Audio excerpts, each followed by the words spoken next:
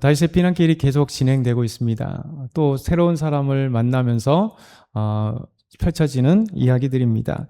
어제 시므이가 계속해서 다윗을 따라오면서 저주했다고 말씀을 드렸어요. 이 저주하는 것을 다윗만 들은 것이 아닐 테고 함께하는 사람들이 모두 듣는 거죠. 사실 저주를 듣는다는 것은 쉬운 건 아닙니다. 차라리 축복을 듣는다면 마음이 기쁘겠지만 저주는 온갖 욕설 다 들어가 있을 거잖아요.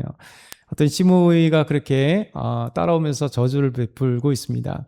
그때 이제 두 가지 양태가 나타나요. 양상이 오늘 본문에 보면 첫 번째 사람이 수레의 아들 아비새, 그리고 다윗의 입장이 오늘 본문에 나옵니다.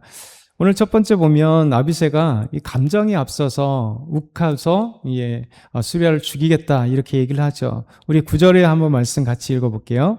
수레의 아들 아비새가 왕께 여짜오되 이 죽은 개가 어찌 내 주 왕을 저주하리까? 정하건대 내가 건너가서 그의 머리를 베게 하소서 하니.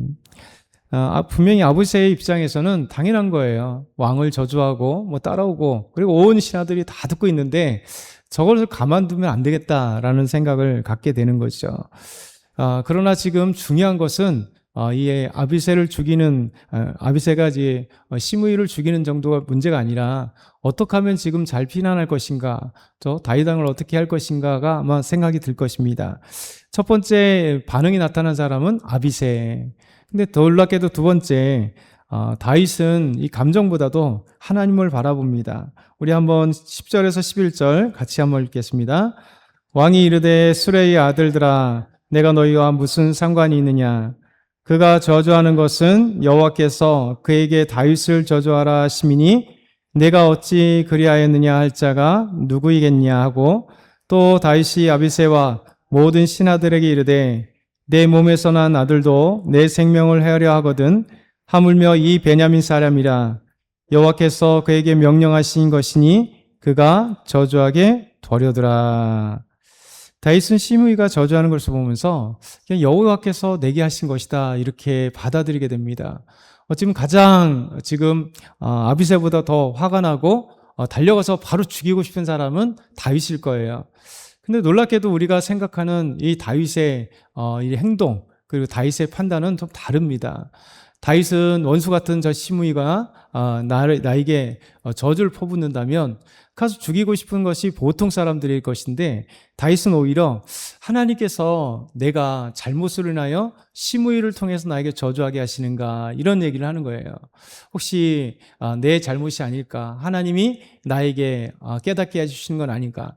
아마도 예전에 밧세바 사건에서도 나단 선지자를 통해서 하나님이 다윗을 깨닫게 해주신 것과 아마 비슷할 것 같아요. 그래서 다윗은 그냥 내가 잘못한 건 아닌가에 대한 첫 번째 자기 자신을 반성하고 되돌아보게 됩니다. 그래서 하나님께서 나에게 교훈을 주시지 않을까라는 생각이 있는 거죠. 그러면서 11절에 보면 내 몸에서 난 아들도 내 생명을 하여려 하거든 하물며 이 베냐민 사람이랴 여호와께서 그에게 명령하신 것이니 그가 저주하게 버려두라 이렇게 말씀하죠. 사실 내 몸에서 난 자식이 있고 압살롬이 이렇게 반역하고 한 걸 누가 알겠어요. 근데 결국 자식 교육을 자기가 잘못했었고 그로 인해서 결국 이런 사달이 났기 때문에 내가 내 잘못이다라는 것을 인정하게 되는 거죠. 이것이 다윗이 위대함입니다. 우리에게 있어서도 분명히 우리를 싫어하고 미워하고 욕하는 사람도 주변에 엄청 많을 겁니다. 그런데 그것을 어떻게 바라볼 것인가? 원수 갚는 것이 그냥 더 빠른가? 아니면 하나님이 우리에게 어떻게 말씀하실까? 하나님의 입장이라면 어떻게 생각하실까? 이런 어떤 자신의 입장을 한번 점검해 보는 것이 먼저일까라는 것이죠. 그러면서 다윗은 원수는 하나님께 둡니다. 하나님께서 원수를 갚아주실 거라고 믿었던 거죠. 12절 한번 같이 마지막으로 읽겠습니다. 혹시 여호와께서 나의 원통함을 감찰하시니 오늘 그 저주 때문에 여호와께서 선으로 내게 갚아주시리라 하고, 오히려 시므이는 저주했으나 다윗은 하나님께서 저 저주가 나의 잘못을 깨닫게 하시는 하나님의 소리로 듣고, 그리고 저 원수는 하나님께 맡기는 거죠. 원수는 하나님께 있다. 하나님이 갚아주신다. 그러니까 악을 선으로 갚으시는 하나님을 믿으며 찬양하는 거죠.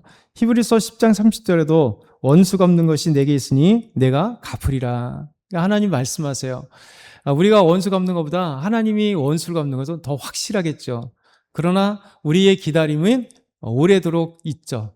당장이 아니잖아요. 그래서 사실 법보다 주먹이 가깝다 이런 게 그런 거잖아요. 법을 기다리기 오래니까 주먹이 더 가서 땅 한 대 때리는 것. 원수 갚는 것은 행동으로 옮기는 것은 쉽습니다. 근데 하나님을 기다리는 것, 하나님이 악을 선으로 바꾸실 것을 믿으며 기다리는 건 참 오랜 기간이 걸리겠죠.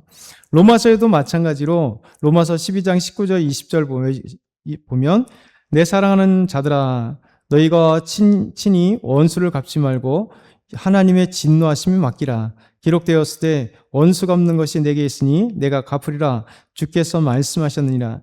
내 원수가 줄이거든 먹이고 목마르거든 마시게 하라. 그리함으로 내가 숯불을 그 머리 위에 쌓아 놓으리라. 자, 우리는 원수에 대해서 사랑하라 말씀하셨는데 참 어렵잖아요. 근데 원수에 사랑하고 오히려 그에게 이 목마르거든 마시게 하고 줄이거든 먹이게 할 때 진짜 원수 갚는 것은 하나님께서 원수를 갚는다는 거죠. 오히려 숯불을 그 머리 위에 탁 둔다. 원수의 머리 위에 둔다. 얼마나 무서운 형벌일까요? 그러니까 하나님께서 이렇게 말씀하시는 거죠. 오늘 이 피난 중에 참 다양한 사람들을 다윗은 만나게 되는데 우리의 삶의 모습 가운데도 이런 다양함이 있는 거죠.